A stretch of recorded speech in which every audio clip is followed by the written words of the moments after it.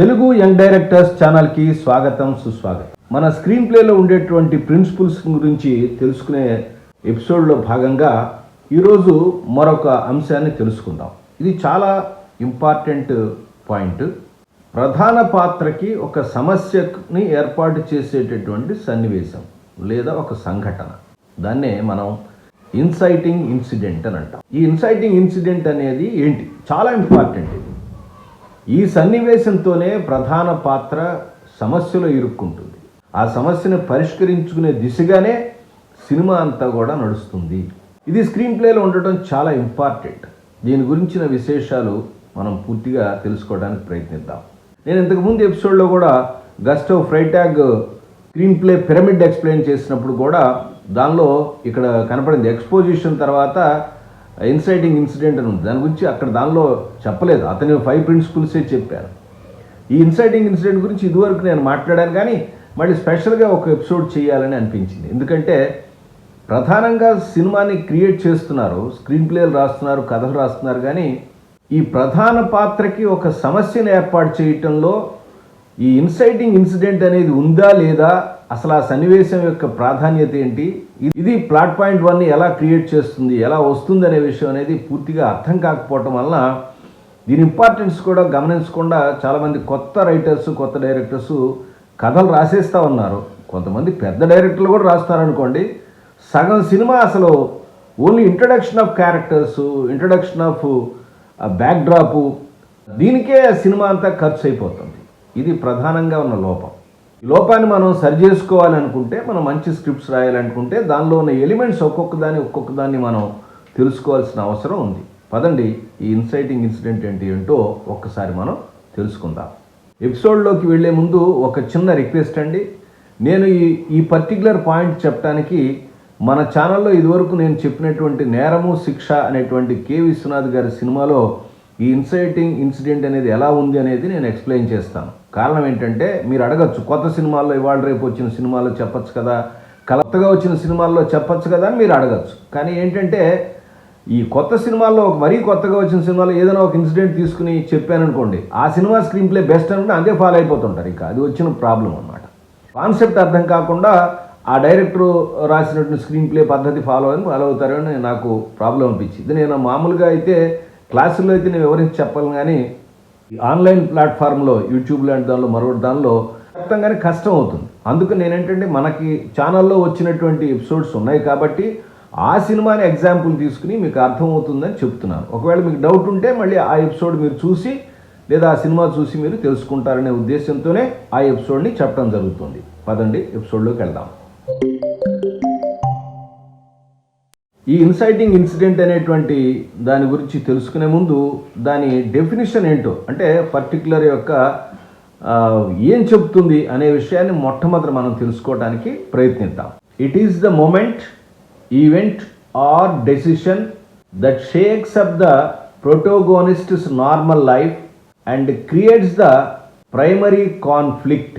ఇది దాని యొక్క సింపుల్ డెఫినిషన్. ఈ డెఫినిషన్ బట్టే మనం దీని యొక్క అర్థాన్ని మనం తెలుసుకోవచ్చు. ఈ ప్రొటోగోనిస్ట్ అని అంటారు. ప్రొటోగోనిస్ట్ అండ్ యాంటోగోనిస్ట్ అంటే హీరో, విలన్. ఇతని యొక్క నార్మల్ లైఫ్ని డిస్టర్బ్ చేసేటటువంటి ఒక సంఘటన మామూలుగా జరుగుతూ ఉంటుంది సినిమాలో.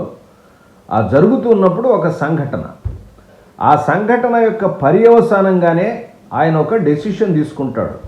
అది ఒక లైఫ్ టర్నింగ్ పాయింట్ లేదా సినిమాకి టర్నింగ్ పాయింట్. ఆ డెసిషన్ తీసుకునేటట్టుగా అతన్ని డ్రైవ్ చేస్తుంది ఇన్సిడెంట్. ఆ డెసిషన్ తీసుకోవడానికి డ్రైవ్ చేసే ఇన్సిడెంట్ ముఖ్యంగా చెప్పుకోవాలంటే, కాబట్టి దానికి అంత ప్రాధాన్యత ఉంది. ఈ ఇన్సిడెంట్ జరగకపోతే అతని లైఫ్ నార్మల్గా గడిచిపోయేది. ఇది జరగటం వల్లనే, దాని వచ్చిన పర్యవసానం వల్లనే, దాని వచ్చినటువంటి రిఫ్లెక్షన్స్ వల్లనే, దాని వచ్చిన ఫలితం వల్లే, ఆ ఇన్సిడెంట్ ఫలితంగా ఏర్పడినటువంటి పరిస్థితుల వల్లే అతని జీవితం ఇలా మారిపోయింది. ఎలా మారింది? ఇప్పట్లాగా ఉన్నది లేదు, కొత్తగా మారింది. అదే కొత్త కథని, కొత్త జీవితాన్ని, కొత్త క్యారెక్టర్ని మనకి పరిచయం చేస్తుంది. ఇది ఇన్సైటింగ్ ఇన్సిడెంట్ యొక్క ప్రత్యేకత. ఇది ఎలా ఏర్పడింది ఒక సినిమాలో కనుక అబ్జర్వ్ చేసినట్టయితే మనకి బాగా అర్థమవుతుంది. ఒక్కసారి మనం నేరము శిక్ష అనే సినిమాలో ఏం జరిగిందనే విషయాన్ని నేను సింపుల్గా చెప్పడానికి ప్రయత్నిస్తాను. మీకు ఇంకా డీటెయిల్ కావాలంటే ఆ ఎపిసోడ్ చూడండి. సినిమా కూడా ఒకసారి తప్పకుండా చూడండి, మీకు బాగా అర్థమవుతుంది. కె విశ్వనాథ్ గారు నేరము శిక్ష అనే సినిమా, ఏం సార్ నేరము శిక్ష, ఇది చాలా మంచి సినిమా. స్క్రీన్ ప్లే నేర్చుకోవడానికి, క్యారెక్టర్ యొక్క డెవలప్మెంట్ నేర్చుకోవడానికి, దానిలో ఉన్న ఎలిమెంట్స్ నేర్చుకోవడానికి, క్లియర్ కట్గా సీన్స్తో షార్ట్స్తో సహా మనం అర్థం చేసుకోవడానికి పనికొచ్చే సినిమా. కాబట్టి నేను పదే పదే ఈ సినిమా గురించి చెప్తున్నాను. ఇది వరల్డ్లో, ప్రపంచంలో ఒక గొప్ప సినిమాల్లో మనకు తెలుగు నుంచి వచ్చిన ఒక గొప్ప సినిమా అని నేను ఏమాత్రం సందేహం లేకుండా చెప్పగలను. దీనిలో విజయ్ అనే క్యారెక్టర్ ఉండవు, కృష్ణ క్యారెక్టర్ ఉంటుందండి. ఆయన సీన్ 1లోనే ఆయనకు ఒక హ్యాబిట్ ఉంటుంది, ఏంటంటే ఫాస్ట్గా కారు నడపటం. అలా కారు నడుపుతున్నాడనే విషయం, దానివల్ల ఫలితంగా ఊళ్ళో రకరకాల గొడవలు, ప్రతిరోజు బండిని గుద్దేశాడు, కొట్టును గుద్దేశాడు, వాడిని మేకను కొట్టాడు, కుక్కను కొట్టాడు, ఇట్లా ఏదో ఒక గొడవ రావటం. తల్లి ఏమో కొంత డబ్బునిచ్చి పంచింది. ఈ పంచాయతీ అనేది ఫస్ట్ సీన్లోనే వస్తుంది. తండ్రికి కొడుకుకి మధ్య ఉన్న కాన్ఫ్లిక్టు, తర్వాత తండ్రి క్యారెక్టరైజేషను, కొడుకు క్యారెక్టరైజేషను, అంటే పాయింట్ ఆఫ్ వ్యూస్తో సహా, అలాగే తల్లి యొక్క క్యారెక్టరైజేషను, తల్లికి తండ్రికి ఉన్న కాన్ఫ్లిక్ట్ అన్నీ కూడా ఎస్టాబ్లిష్ చేస్తారు. ఆ తర్వాత ఏం జరుగుతుందంటే, రేపటి నుంచి నడిచి వెళ్ళండి అని చెప్తాడు. ఆ విషయానికి హీరో అలుగుతాడు. తల్లి వెళ్ళి ఏం చేస్తుందంటే, నాయన అలిగేవని చెప్పి బాధపడి అతనికి కొత్త కారు కొనుక్కుంటానంటే, ఇప్పుడు ఉన్న కారుకు స్పీడ్గా వెళ్తుంటే తగ్గించాడని కొత్త కారు కొనుక్కోవడానికి 70,000 రూపాయలు చెక్ రాసిస్తుంది. ఇప్పట్లో మనీలో చెప్పాలంటే 70 లక్షలు అని అనుకోవచ్చు. పెద్ద కారు కొనుక్కోడు, ఫాస్ట్గా వెళ్ళే కారు. ఆ కారు కొనుక్కొచ్చిన ఉత్సవంలో ఆయన ఏం చేస్తాడంటే, చక్కగా మదర్ని ఒకసారి తిప్పుకొచ్చి ఫ్రెండ్స్ని తీసుకుని పార్టీకి వెళ్తాడు. శుభ్రంగా తిని వచ్చేసేసి ఇంటికి వస్తే బాగానే ఉంటుంది. కొత్త కారు కదా, సీన్ 1లోనే చెప్పాం ఇతనికి ఫాస్ట్గా డ్రైవింగ్ చేయడం. ఆ పక్కన ఉన్న ఫ్రెండ్తో పందెం కడతాడు, మనం ఫాస్ట్గా వెళ్ళే పందెం. ఈ పందెం కట్టి గెలిచేటువంటి ప్రాసెస్లో, అంటే ప్రతి పందెం ఇతనే గెలవాలి, ఓడిపోతే మన యొక్క పరుగు పోతుంది. అందుకని ఏం చేస్తాడంటే, ఫాస్ట్గా డ్రైవ్ చేసే ప్రాసెస్లో పక్కన ఎవడున్నాడో లేదో లేకుండా ఒక 2 వ్యక్తుని యాక్సిడెంట్ చేస్తాడు. 2 వ్యక్తులు చనిపోతారు. ఇది ఇన్సిడెంట్. ఈ ఇన్సిడెంట్ అనేది అయిన తర్వాత సినిమా అనేది ఒక విచిత్రమైనటువంటి పోకట్లో వెళ్తుంది. అప్పటిదాకా ఏంటి, హీరో క్యారెక్టరు విలాసంగా, డబ్బు యొక్క విలువ తెలియదు, ఎలా వస్తుందో తెలియదు, మనుషుల యొక్క విలువ తెలియదు. అసలు ఒకళ్ళు ఇట్లాంటి వాళ్ళు ప్రపంచంలో ఇంత పేదవాళ్ళు ఉన్నారనేటువంటి ఒక చులకన భావంతో, తేలిక భావంతో ఉండేటువంటి, రెక్లెస్గా ఉండేటువంటి, లేదా డబ్బు మదంతో ఉండేటువంటి ఒక పాత్ర. అలాగే ఏమయ్యా పొరపాటున ఏమైనా యాక్సిడెంట్ చేసావని తెలియడితే, ఇంకా నయం కూర్చుని సమాధానించమన్నావు కాదు అని కూడా అంటాడు. అయితే ఆ యాక్సిడెంట్ని మాఫీ చేసుకోవడానికి ఒక 10,000 రూపాయలు ఇచ్చి సత్యనారాయణ క్యారెక్టర్ ఇచ్చి పంపిస్తాడు. ఆయన ఆ డబ్బులు తినేసేసి ఆనందంగా తీసుకున్నాడు, రా హ్యాపీగా ఉండని అంటాడు. ఈ హ్యాపీ అంశాన్ని తల్లితో పంచుకోవడానికి వస్తాడు. మెడ్రాస్ నుంచి తండ్రి వస్తాడు. ఏం జరిగింది అడుగుతాడు. ఇంకా అక్కడ వాళ్ళిద్దరికీ మధ్యలో పెద్ద సంవాదం జరుగుతుంది. ఆ సంవాదంలో అతను తండ్రి మీద ఛాలెంజ్ చేసి, నీ పేరు చెప్పుకోకుండా నేను బాగా బతుకుతానని ఇంట్లోంచి బయటకు వచ్చేస్తాడు.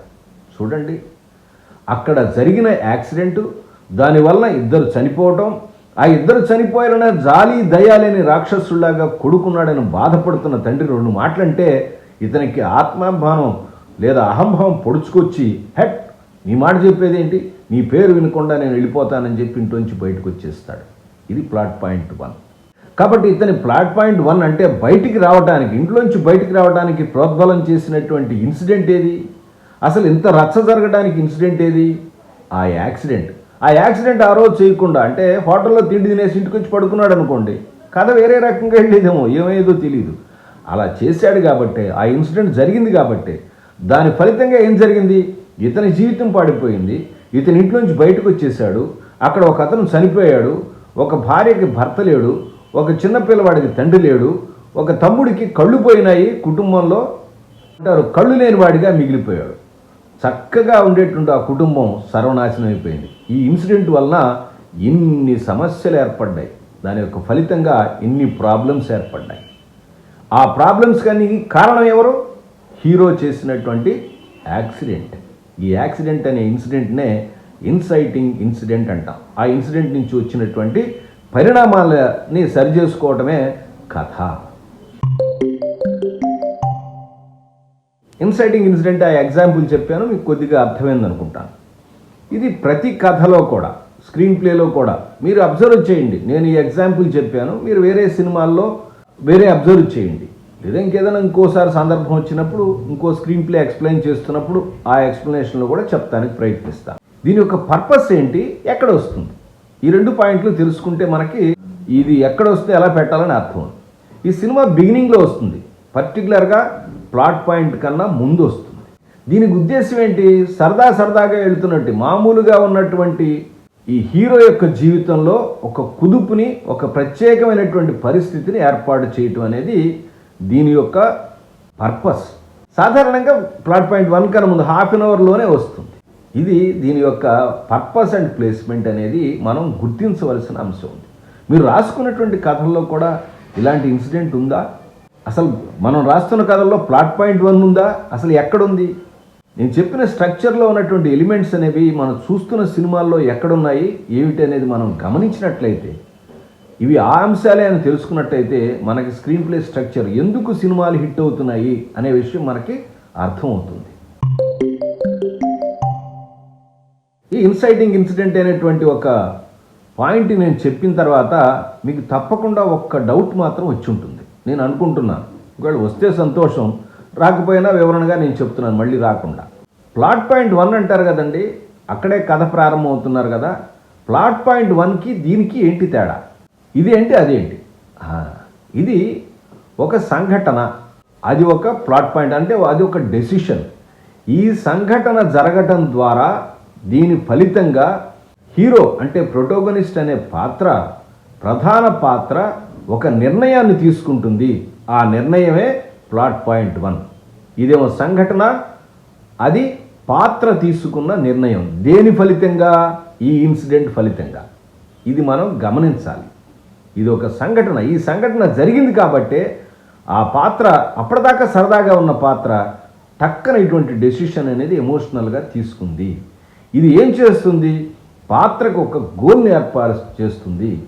ఆ పాత్రని ఆ ప్రాబ్లం సాల్వ్ చేయటానికి తను తీసుకున్న గోల్ ఏదైతే ఉందో, తను నిర్ణయించుకున్న గోల్ ఏదైతే ఉందో, అది సాధించే దిశగా పాత్ర ప్రయాణాన్ని ప్రారంభించడానికి మనకి ఉపయోగపడుతుంది.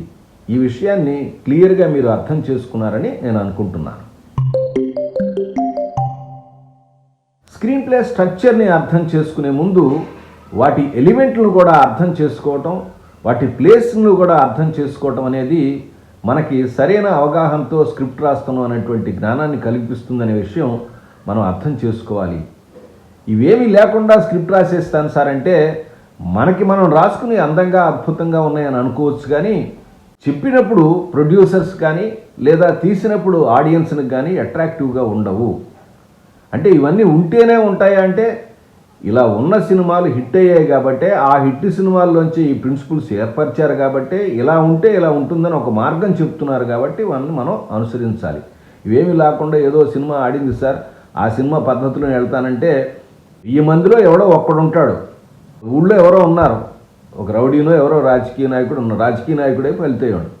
సో రాజకీయాల్లోకి వెళ్ళడానికి రౌడీజమే పద్ధతి అని అనుకుని ఎట్లా ఉంటుందో ఇది కూడా అలాగే అనమాట. నేను చిన్న ఎగ్జాంపుల్ లాగా చెప్పాను, నాకు గబక్కన తట్టింది కాబట్టి. ఇంకా వేరే బెటర్ ఎగ్జాంపుల్స్ కూడా ఉండొచ్చు. చిన్న చిన్న అంశాలైనప్పటికీ కూడా ఈ స్క్రీన్ ప్లేలో చాలా ఇంపార్టెంట్ అంశాలనే విషయాన్ని మీరు గుర్తుంచుకుంటారనే ఉద్దేశంతో ప్రత్యేకంగా ఎపిసోడ్ చేయడం జరిగింది. ఇప్పటి నుంచి మీరు చూసే సినిమాల్లో హీరో క్యారెక్టర్కి గోల్ ఏర్పరిచిన లేదా ప్లాట్ పాయింట్ 1 ఏర్పరిచినటువంటి ఈ ఇన్సైటింగ్ ఇన్సిడెంట్స్ని ఎక్కడ ఉన్నాయో గుర్తించడానికి ప్రయత్నించండి. మరొక అంశంతో మళ్ళీ కలుస్తాను. అప్పటిదాకా నమస్కారం.